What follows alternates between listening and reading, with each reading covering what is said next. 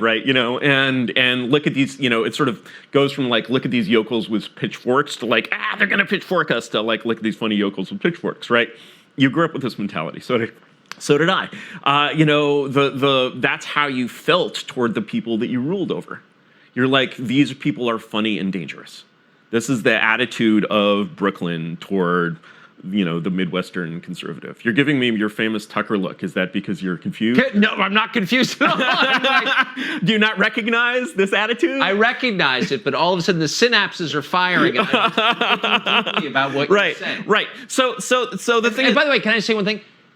These conversations, whatever people watching this think of what you're saying. When was the last time you heard anybody say anything like that? I think the thing I object to most about modern America is how boring and repetitive it is. No one with interesting thoughts is ever in public saying anything. Everyone is just like reading the same stupid, stultifying slogans. And it's just like the fact that you're crushed for saying something that's interesting, it just tells you everything about how leaden these people are. Let me actually correct you there. But let's go back to the subject of cancellation that I started this episode with in such a fun way, which is actually, I don't think that's true. I actually don't think, one of the ways as a somewhat canceled person, not that I'm not doing fine, is even though I'm certainly no longer a software developer, one of the things about sort of this conflict that I think is a mistake. I don't know how many libs will be watching your show, but certainly a lot of cons will be out there, and there's a lot of kind of typical mistakes that people make that I want to caution people against.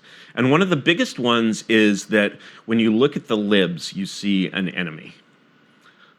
That's true in a certain sense. That's true kind of spiritually. Spiritually, they see you as an enemy. They have the friend-enemy distinction, and that you may not know it's a civil war, conservatives, but they know it.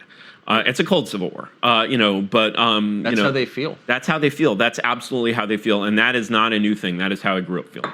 And I was born in the freaking Nixon administration. Will you bleep me on the show if I swear, or is it the internet? No. Okay. Yeah. Okay. So that's how. Yes, my grandparents were American communists. That's how they felt. That was the sort of the standard feeling about the yokels with the pitchforks, when they were either funny or dangerous. Yeah. And you look down, you're flying from like, New York to LA, you've got a thing to go to, you look down, you see all that flat, and you think funny, and then you think dangerous, and those are the two neurons you have. Yeah. And